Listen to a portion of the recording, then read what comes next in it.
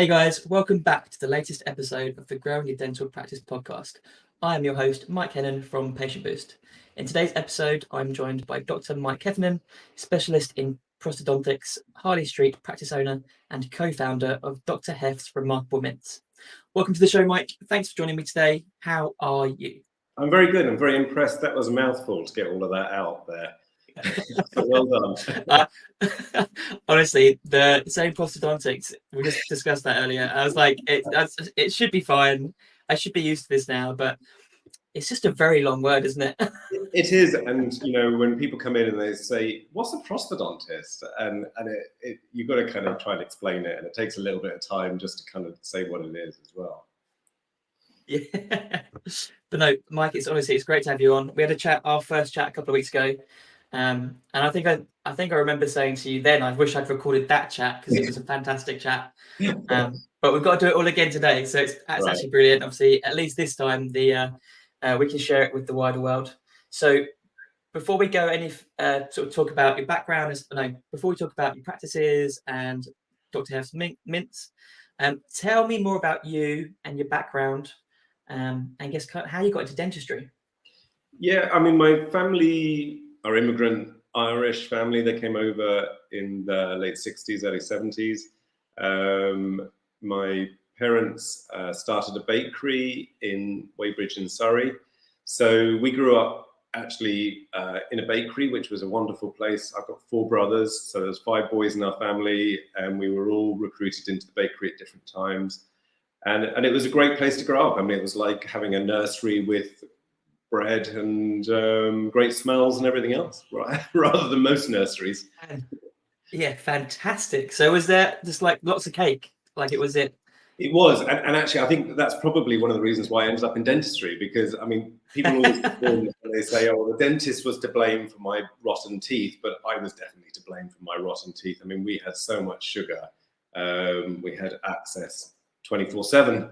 Literally, we could go down and just help ourselves to the bakery, and yeah, I ended up with loads of holes in my teeth. Oh wow! So it genuinely was a great fun environment, but bad from an oral health perspective. Yeah, I mean, we think about sort of when we say in lecture to patients about exposure to sugar and trying to limit it, and I mean, we just ate sugar, and I mean, my parents, they were wonderful people. But they both had false teeth. Coming from Ireland, they had their teeth taken out when they were in their 20s. And so in some ways, their understanding of dentistry was very different to where we are now. And it's heartbreaking, actually, in many ways, to think that so many people, that was their experience of dentistry, was just having their teeth taken out. Yeah, that's mad. Yeah, I can't imagine like parting ways with all my teeth. I know, and actually, I mean, I look back on it and I think about we sometimes realize now that patients lose their teeth through gum disease, and I wondered if that was in our family history. Why did they have their teeth taken out? But none of my brothers suffered from gum disease, so it was very unlikely to be a family reason why that happened, but it was just I guess a cultural reason for people. For that to happen. And I remember years ago, I worked up in the Isle of Barra in the Outer Hebrides for a short stint, and a guy came in there who was in his 20s and said, I just want all my teeth taken out. I'm a fisherman. And we said, no, I mean, it wasn't the right thing to do. So, yeah, I mean, kind of, sorry, I'm taking this down a kind of a dark alley. We definitely segued. No. So, right, so you grew up in a bakery. Yeah. It admittedly had some, oral health issues as a kid. Yeah. How did you become a dentist? Like, how did that happen? Like, was anyone else in the family a dentist, or are you literally the first one? First one. I mean, none of us had gone to university up until that point, and I guess, I mean, I was looking for a job that I could actually do, that I could use my hands. I mean, I loved working in the bakery using my hands. That was wonderful. I couldn't imagine sitting behind a desk just writing prescriptions all day or something like that, which was my perception of medicine, which was completely wrong. And so dentistry seemed like a really good option. And I guess I spent probably quite a lot of time in the dentist chair myself because of my rotten, sugary bakery teeth. And I had a great dentist. Excellent. I had a wonderful dentist when I was a kid. Yeah, I was gonna say, like, that must have helped. Like, sort of, you know, sort of almost like someone to aspire to be. I guess if you have bad dental experiences, then that's not gonna kind of put you down that path, is it? Did any of your brothers? Go ahead. Sorry, Mike. I was gonna say, did any of your brothers go into dentistry or medical? No, we all went into completely different spheres. My parents were great. They did not weren't concerned about what we were going to do. They really let us have the freedom to choose and didn't try and influence what we were going to do. And so 3 of my brothers have gone into IT and computer, and then another brother has gone into accountancy. So all gone into very different pathways. And I'm the only That's good, medical dental. Only dentist. Only dentist. Love it. So when did you actually qualify as a dentist? So I qualified in 1990, which seems like a very long time ago when you start to watch kind of the revival of kind of TV shows from the 90s, and you realise that was when that's when I qualified in Guy's Hospital in London. Excellent, that's awesome. So what did you do once, or what happened during your first years as an associate? Well, I know you went to the US. Yeah, so after dental school, I spent a couple of years working in maxillofacial in Guildford, and then I went off traveling around the world a little bit to Australia, and I worked at the university there, came back, and then I worked as an associate for, I think it was about 9 months. And I was working in a general practice in Southeast London, and it really inspired me to realize that I wanted to specialize. I didn't want this to be my whole career. And so I applied. I spoke to one of my old professors from Guy's and said, you know, I'm interested in specializing. What should I do? And she said, go to America and do your training over there. And it was great advice. It was absolutely wonderful. Fantastic. So what did you get up to in America? I looked around at a number of schools, and actually prosthodontics, it's like anything. I mean, that one school may be great for 5 years and then it will start to decline. And so you really need to look at the school currently, who's running the show, what are the graduates like coming out of there, because actually the graduates teach you so much. It's not just the professors there. What's your experience going to be? How much hands-on dentistry you're going to do? Are you going to, what's the cost of it as well? So I ended up going to the University of Iowa, which was right in the middle of America. It's not too far from Chicago. And it was fantastic. It was an immersion in dentistry for 3 years.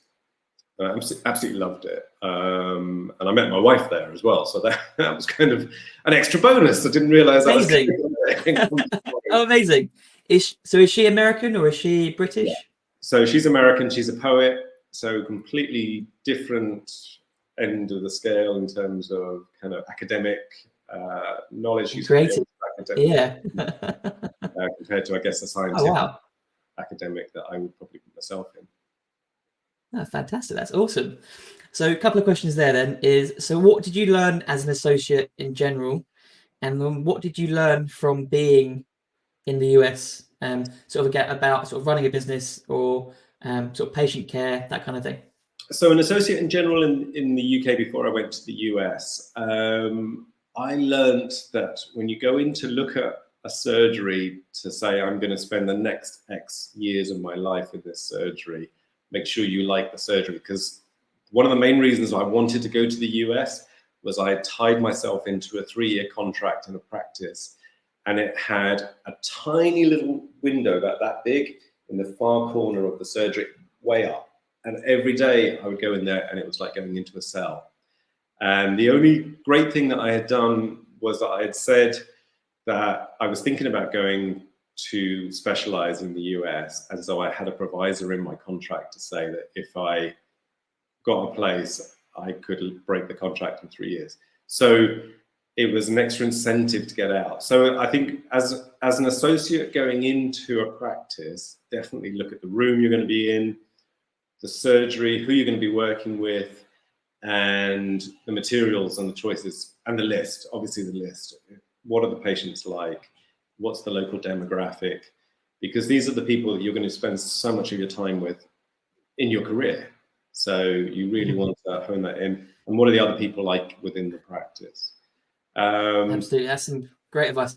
But just go back to that, I can't imagine being in a room that basically hasn't got a window. That would be awful. Yeah, and actually I've seen it a few more times in my career, not that I've worked in those places, but practices I've looked at, and it's very similar, which is awful. I mean, it's soul destroying to work in a place where you have no natural light. You know, I guess that's probably just a side effect of when you try and expand a practice and you just sort of fill every space with a chair. You get like residential buildings that are just like being higgledy-piggledy, and yeah. And I think that's one of the things that, again, you kind of learn from the US versus here, is that so many of our practices here are converted houses, and the spaces are not really ideal for clinical settings, whereas in the US, many of those places that dental practices are set up are custom office buildings with all the space in the world to expand and to shape. So they don't seem to have the same, my experience anyway, is that they don't seem to have the same limitations in the way that the practices are set up, probably because they have so much more space. Yeah, and that definitely rings true, because I spoke to a guy a couple of weeks back, a guy called Dr. Brett Wells, and his first practice, I think he started off with a one surgery, but he had the space to expand it into 12, and it's like mad. In the same unit. Oh, I think he knocked through he bought the unit next door. Right. But like you say, because it wasn't a residential building and it wasn't constrained by certain things, yeah, just like expanded like mad inside the same. Yeah, area. Just that's incredible, isn't it? Yeah, 1 to 12 in like a couple of years. I can't imagine that. But yeah, so you said that's one of the big differences between, say, sort of US and UK dentistry, sort of the way we approach buildings and the expansion plans. What did you learn whilst being in the US from like a customer, a patient perspective, or a business perspective? Well, I mean, they work very differently. I mean, I was only in universities in the US. I didn't work in general practice in the US. So the university setting I thought was great, because actually, even as a student, you were charging patients. So as a prosthodontist, a lot of our treatment plans are massive, and patients are signing on to a kind of almost like a new build. It is a big project, and the costs can be high. But I mean, discussing finances with people is something, again, is a skill. Come back to that associate thing, is a skill that you need to learn. And we really didn't get taught that at dental school here in the UK. It might have changed now. I mean, we're going back a long time for me. But in the US, when I was training, we would actually have to present various different treatment plans to people. They were paying for it. And so it really pushed you to work out how to present a plan, how to look somebody in the eye and talk about cost and the benefits versus the risks. And I thought that was really useful. Coming back to the UK after that, it was great to have had that ability to present different treatment plans and actually be able to kind of be confident that there is the benefit for the patient from having this extensive treatment and the cost that they're going to have to outlay for it. I think the other thing, from a point of view of what dental practices are like in the US, is that they tend to do a conveyor belt system. So the dentist will move from room to room to room, and all the patients will be lined up. But I think that's awful. I can't imagine that as a patient sitting there having an injection, and then the person goes away, and then they come back 20 minutes later, whatever, to do the next bit of treatment. I think I don't like that. It's not my philosophy of patient care. Interesting. See, I didn't know that. So that's really interesting. Yeah. And you sort of touched on sort of, moving back to the UK. That's a great story, isn't it? Like when you tell me about this, after your stint in the US, it was time to move back to the UK, and you kind of did something crazy. Yeah, I was offered a practice to become a partner within a practice in Harley Street, and I literally hadn't had the opportunity to come and see the practice or anything when I agreed to take on the practice. And I guess that just shows my naivety at business. I mean, it's not a good thing to do.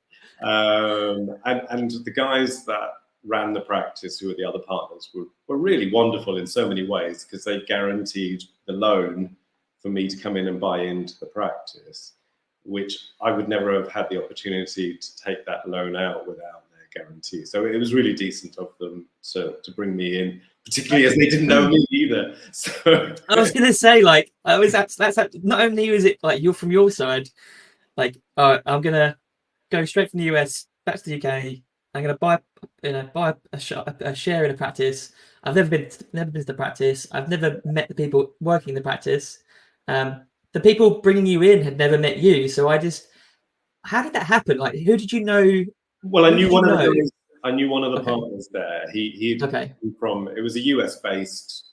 We were all US. Well, mostly we were US trained specialists within the practice in Harley Street, and so there was one guy there, Ali, who was great. He was a couple of years ahead of me, and he basically facilitated that through. Okay. And again, it was a large part of trust from my standpoint on Ali, who would come back and he said, you know, this is a great practice, come here. But in terms of due diligence and all of those things that you would expect, it really shouldn't happen.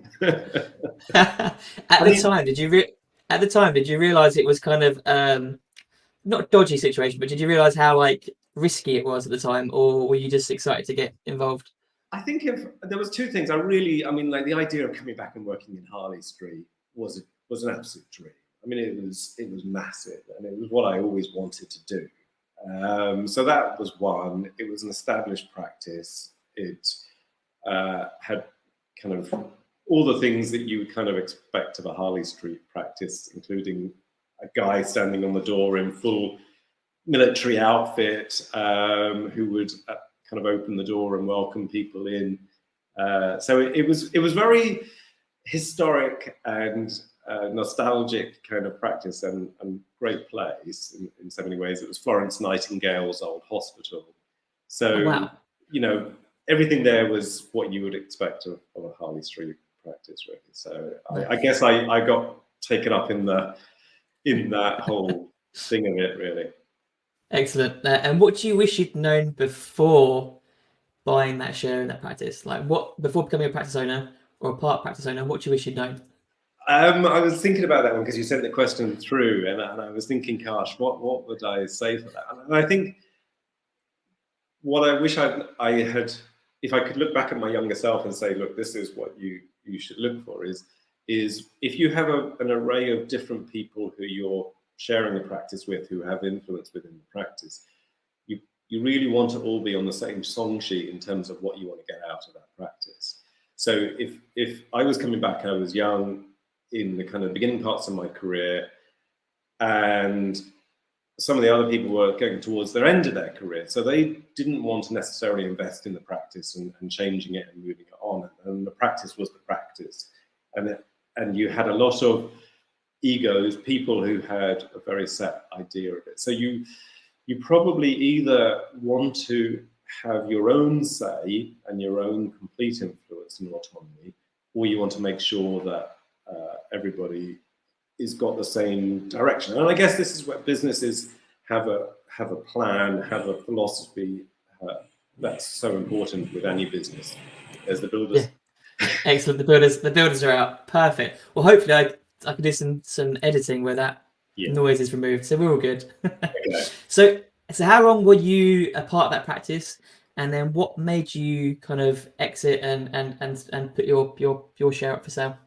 So I was there from 2002 to 2007, so 5 years, and I learned a lot. The other partners taught me an awful lot, but I guess it was a combination of things. It was one, our son had come along, and we were trying to get out of London. A guy that I was lecturing with on implants from the South Coast was just setting up down on the South Coast and said, "Hey, Mike, do you come and have a look at this? Do you want to come down and work with me?"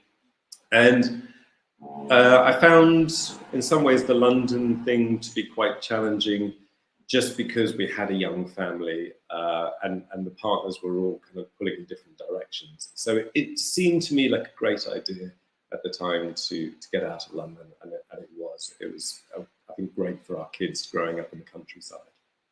Perfect. So whereabouts in the south did you move to? So we moved to a tiny little village in Hadlow Down, and we went from central London, where you would non-stop have sirens, all of the things of central London, to a village where literally one of the first nights we were there, it was fog.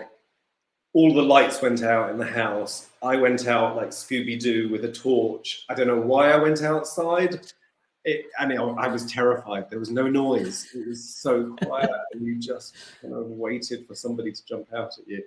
Yeah. And it was a very different experience, and lovely when we look back on it. It was really great. It was fantastic, and the kids loved it as well. Yeah, I guess once you get over that the scariness of it being so quiet, you were probably quite comfortable. Yeah, exactly. I mean, to wake up to owls and birds and all of that, rather than the noise of the city. Yeah, great. Perfect. That's awesome. So after your time down there, you then do something with your family, which is pretty amazing, really. So to tell listeners what you did after kind of deciding that it was time for a change. I think with dentistry, I mean, we do the same things every day, and it gets to that point where I think you can kind of go, well, I've done this enough now. So we decided that our kids were just at this amazing age that they were pre-GCSE studies, but they were old enough to actually go and appreciate the world a bit and actually remember it. So we decided that we'd sell a house and go off to South America for 9 months and have a sabbatical, which was brilliant. And my wife kind of threw herself into it as well. Our kids threw themselves into it, and we headed off to Costa Rica to learn Spanish. Wow. And then on down through South America, and it was brilliant. It was one of those times where it was just the four of us.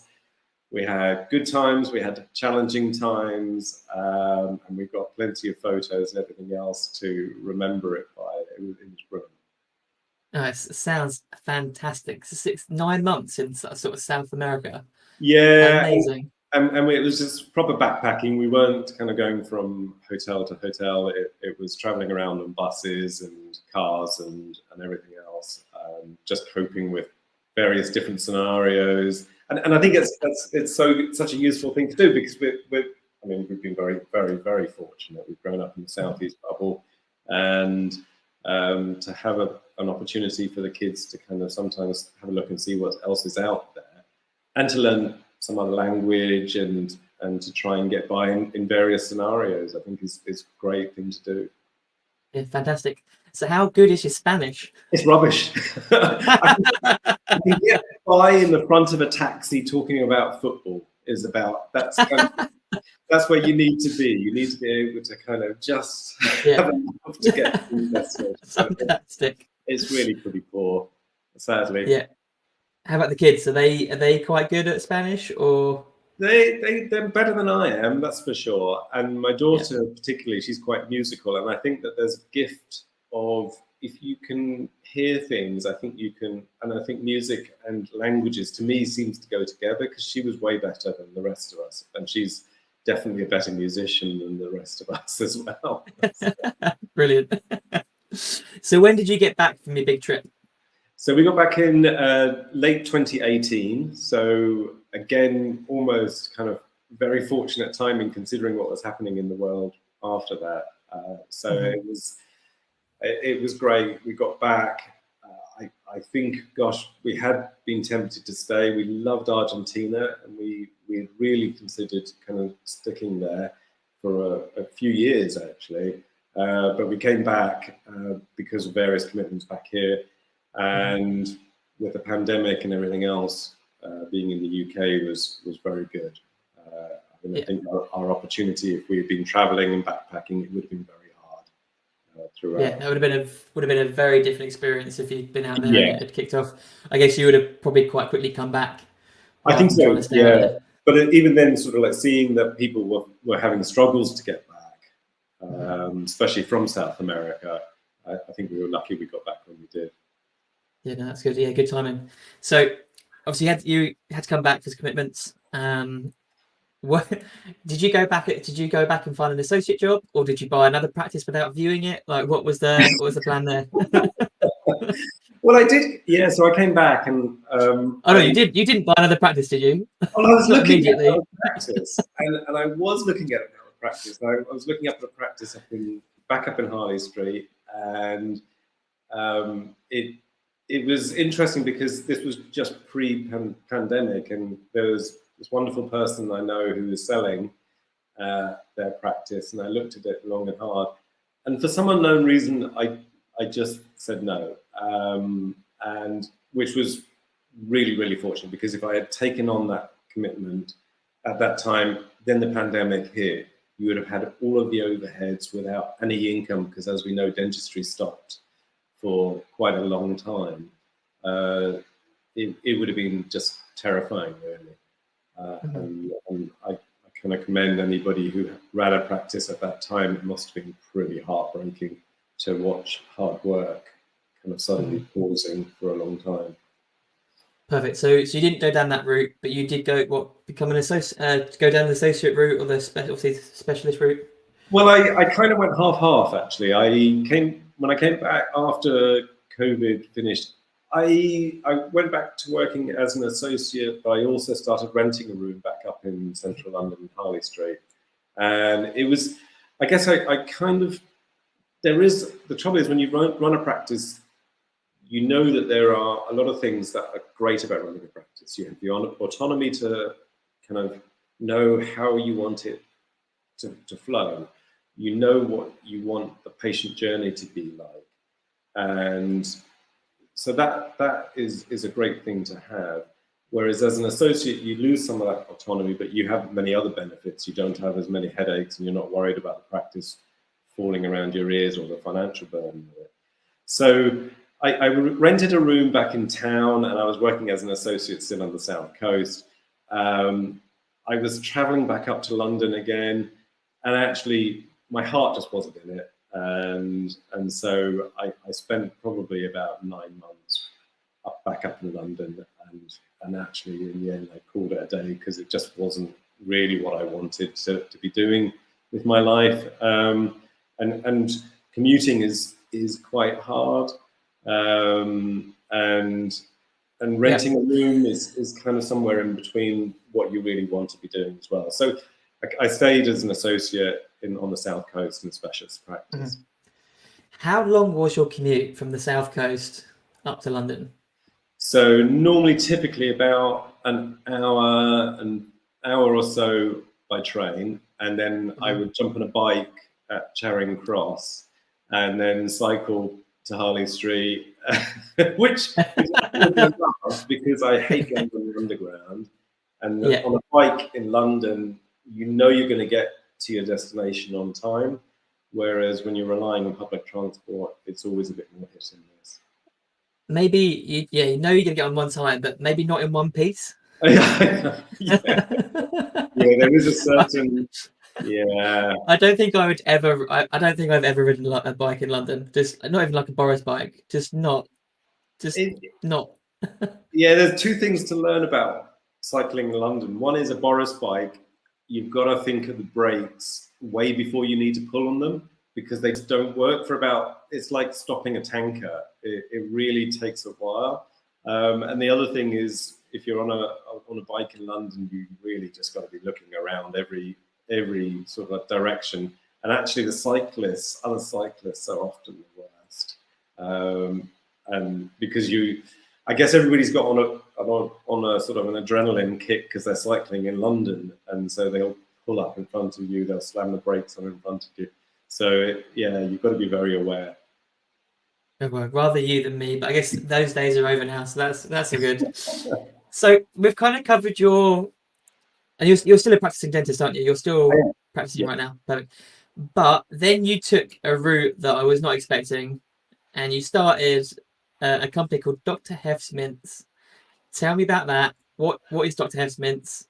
You know, what's the story behind that?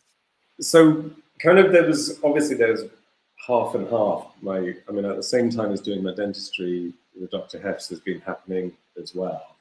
And so my wife was doing that juicing craze that you probably heard of a number of years ago, where people were mixing their own smoothies at home and putting a lot of different fruits together and then smashing them up in a liquidizer. And she said, my teeth are feeling a bit hairy. What can you do? And actually that hairy feeling is literally the enamel being stripped off your teeth. It's erosion. And so she said, look, can you not make me something that I can still enjoy my smoothie, but I'm not going to be taking away the surface of my teeth? And around the same time, I was working in Eastbourne, and we were seeing a lot of patients who, again, we were doing kind of really extensive dentistry on. And then something might change in their medical history. They might suddenly start some blood pressure medication, and they'd get dry mouth. And then all of that work, they would be much more prone to tooth decay. So in that kind of combination of things, I started to put together some ingredients to see how can we make something that people can use during the day to actually repair their teeth on the go. So you brush your teeth morning and night time, but actually decay happens during the day. So this was where Dr. Heff's came from. Fantastic. And I love the fact that, you know, probably 99.99% of the time when someone's partner says, can you invent something so I can continue to drink smoothies, they probably would have said, stop drinking smoothies. Stop drinking the smoothies, yeah. Well, that was part of the advice as well. Or else limit it to when you're going to drink those smoothies. So yeah. Exactly. But no, instead you went down I'm going to invent a product. So how did that happen then? So like, I think when we first spoke, you talked about your journey from, coming up with this idea to actually having something ready, and you had supplement manufacturers versus confectionery companies. Tell us about that. Yeah, well, I started off, my first idea was to actually make a shot drink. So you would actually have a shot drink that would actually, you could take and swish it around your mouth. So a bit like a little mouthwash that you would carry around. But actually that proved very impractical very quickly. The packaging was a problem. The ingredients, when you combine them in a liquid, they tend to discolor and oxidize. So there was quite a learning process in that. And that was just, in the kitchen, mixing stuff up and seeing what happened. Oh my word. And then in the kitchen. Literally we had, I was working with another dentist who's one of the other founders of Dr. Heff's, who's Toby Edwards Lund, and we actually got together, and then, because he was having a similar journey with his patients in his preventative practice in Eastbourne, how can I make something that's going to help them? He was looking at xylitol, and we just met at a conference and started saying, we're both looking at this thing, let's put it together.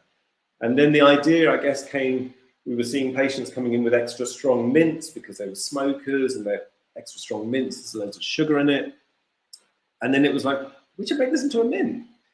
And then making it into a mint sounded easy, but actually the ingredient easy, yeah. Yeah, and because we knew that this is actually a supplement, it's a supplement for your teeth. We went to speak to some supplement companies, but supplements, people take them once a day.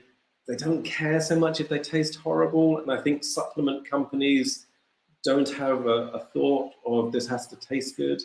So we kept on getting these supplements back. It tasted rotten. And then we fell on the idea of sending it to a confectioner, and we got this package back from Canada, and the minty smell as it came through the door was just wonderful. Tried it, and we were like, it was that eureka moment. We actually had something that tasted brilliant. And we had done the science with the universities to show that it actually worked as well. So we had those both elements coming together. Fantastic. And a question that I wasn't planning to ask you, but I thought of now was, how did you get your name slapped on the packet and not your co-founders? I know this is one that a lot of the time when we're at a trade stand, people say, "Wait a minute, you both are founders here. How come he's got his name on it?" And it wasn't what I wanted either. We were speaking to a marketing company, and Toby Edwards Lung is it's even a longer name than Heffernan. And so they said, well, you know, call it Dr. Heff's. And so that's how it got on there. But Toby's as equal a partner, I need to reinforce in this. Yeah, so awesome. That's so good. It's funny enough, early on we had little cartoon characters of the two of us on the packaging.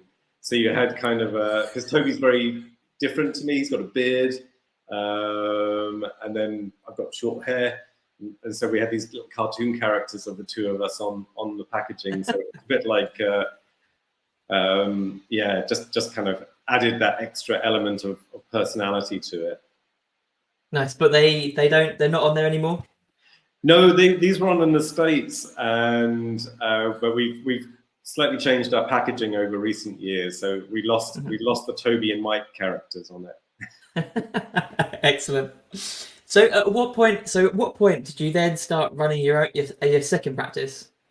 So really the second practice was more where I was renting up in London, and that's gotcha. I was doing that. And I was trying to marry up running a practice because I really fancied doing it again. But the Dr. Heff's thing was really happening too, and I couldn't. I think you've got to almost concentrate on one thing at a time if you're going to make the best of it, really. Yeah, absolutely. I can't imagine trying to run a practice and a consumer brand. No. That would have been an absolute headache. So what is your time split now? How many days are you practicing? How many days are you focusing on Dr. Heff's? Is there plans in the future to change that? So I'm spending 4 days a week in practice, 1 day a week on Dr. Heff's. I love doing dentistry. It still keeps me very grounded. The people are wonderful that I see. I'm very fortunate. We get to spend longer periods with our patients than I think we do in general practice. So you really get to know the people, which is great. That said, I really enjoy research. And if I had my opportunity, I think I would probably go back and do more research, which is what Dr. Heff's allows me to do.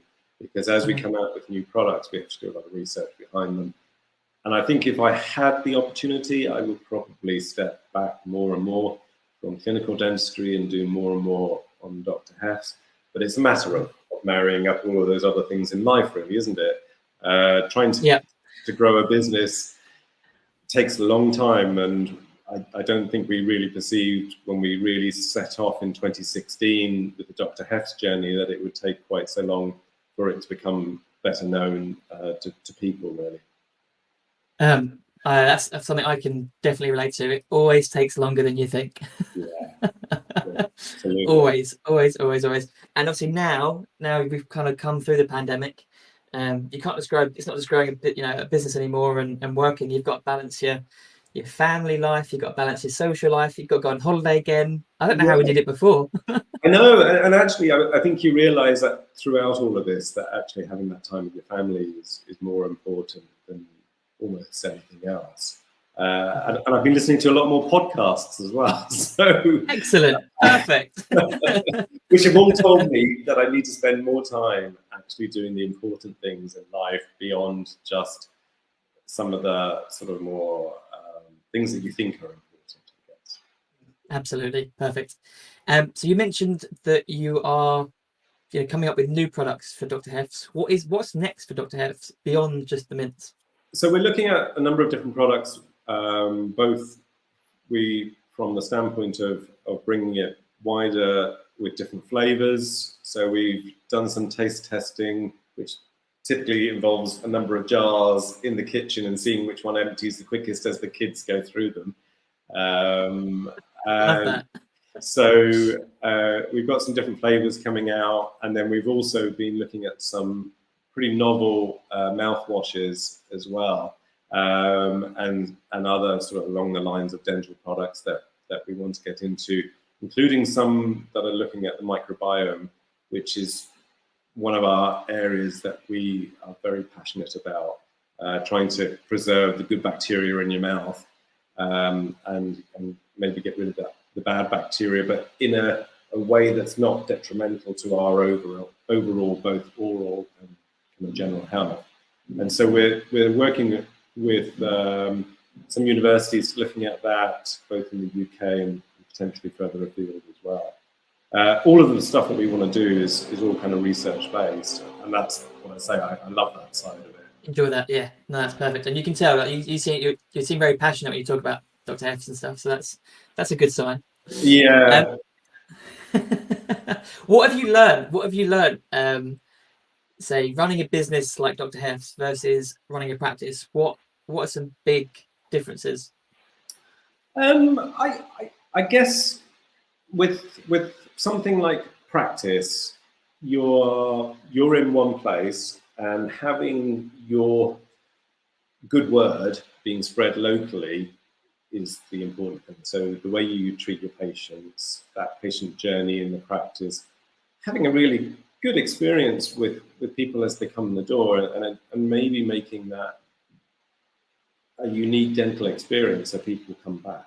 Whereas Dr. Heff's is something that's way bigger in terms of you're trying to spread that word to a bigger, wider population. You're not just looking at your local population, you're looking at within the country, and we're expanding into the US, and hopefully even a number of other places around the world.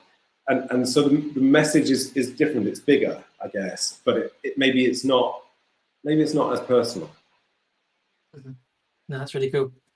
So something that I like to So this was something that you touched on in our sort of pre-podcast chat, and it's a great idea. It's your wife did a marketing course, Yep. and then we came up with almost like another business. So scrap just being a dentist and running dental practices, creating a consumer brand. You've got this almost like a content creation brand going on as well.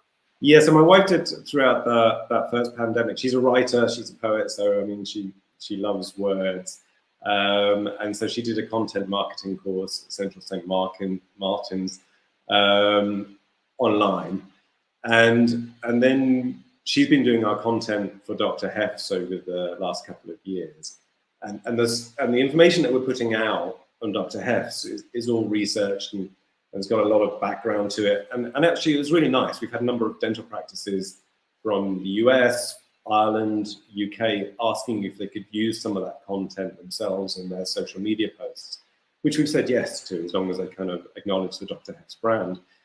And then it kind of struck us that actually, as dentists and dental, we have this pool of patients that we see, and then in the pandemic, we maybe didn't see them very much, and we didn't communicate with them very much. We may have options such as Denplan, where people are paying us an ongoing fee, but we're not actually necessarily having the opportunity to speak to them.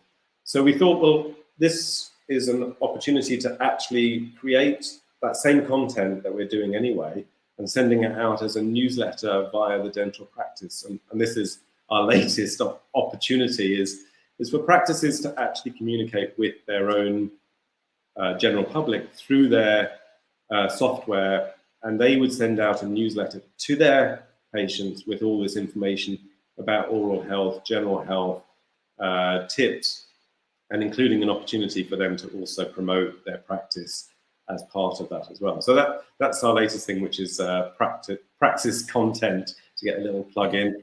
And it's a dental newsletter that's very, very simple, but it's wonderful opportunity to actually integrate with your own community. As you know yourself, Mike, actually trying to look after your own kind of customers, I guess, is important first before you go out and search for new ones. Yeah, absolutely. It's a great idea. I think a lot of practice owners or people that work in practices make the mistake of just focusing on acquiring new patients, and there's not as much effort goes into retaining those patients. And retaining patients can be as simple as sending a newsletter, like just keeping that contact. Not everyone wants to get like a letter every year saying come to the dentist. Like, at least have a bit of chat in between. Like, don't make it like a surprise every year.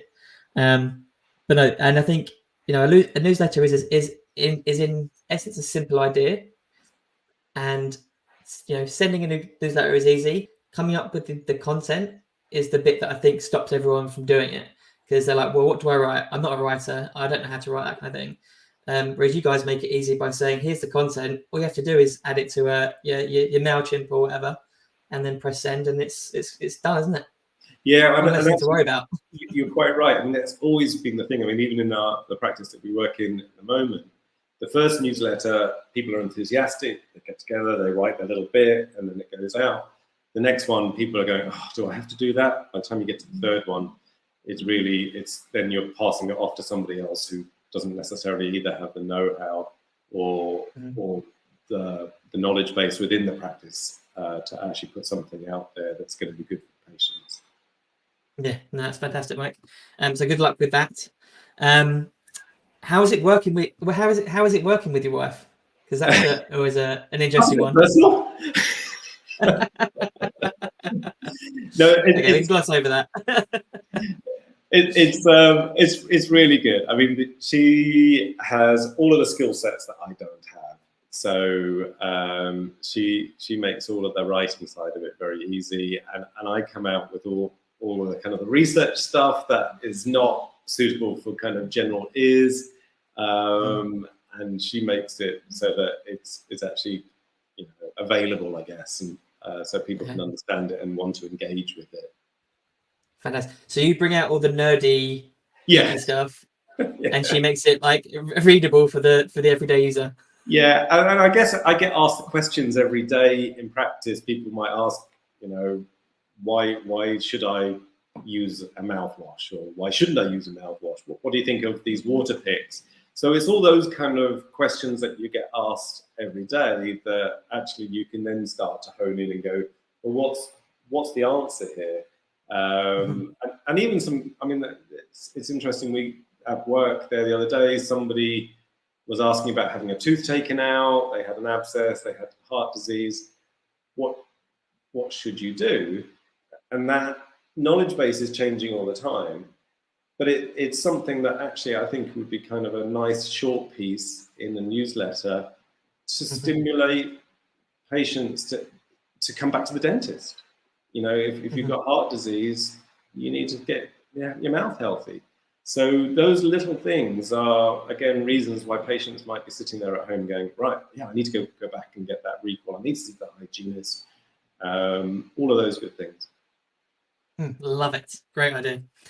So a question that I ask every single guest is, what would be your number one piece of advice for any associate dentist thinking about buying or starting a dental practice?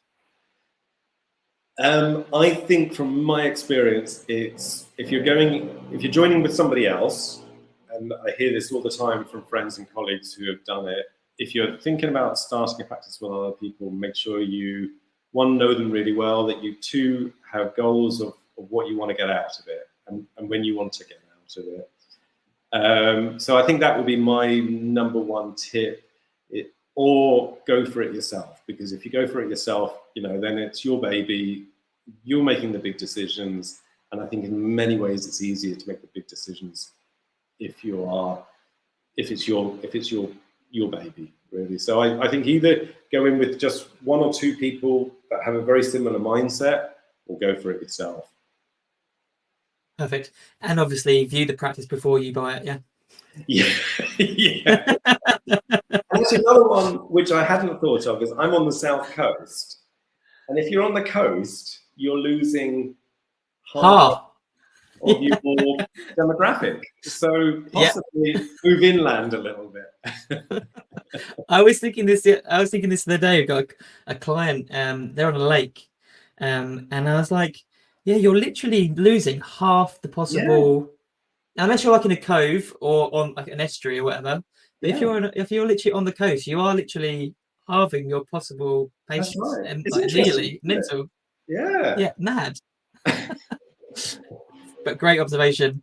And then finally, Mike, if people are interested in contacting you or learning more about, say, Dr. Heff's or Praxia content, how can they contact you or reach Probably you? the easiest way is through my email, which is mike@Dr Heff's, which is HEFFS.com. I don't know if you have to spell your name every time, but Heffernan is a nightmare, and Heff's is not an awful lot better because F and S almost sounds similar when you're saying it on the phone. So drheffs.com. Yeah, no, I do have some problem with mine, but what I sometimes say is, so it's hen nan. I sometimes say chicken grandma. Ah, It's very kind of like good. because it's kind of Yeah, like I kind of I get it now. that's very memorable. Yeah, chicken grand. But yeah, that's a random segue. Anyway, Mike, this has been fantastic. I've enjoyed this as much as our first conversation. So thank you very much for your time. Looking forward to sharing this with the world, and I look forward to speaking to you very soon. Mike, thanks so much for having me on this. I really appreciate it.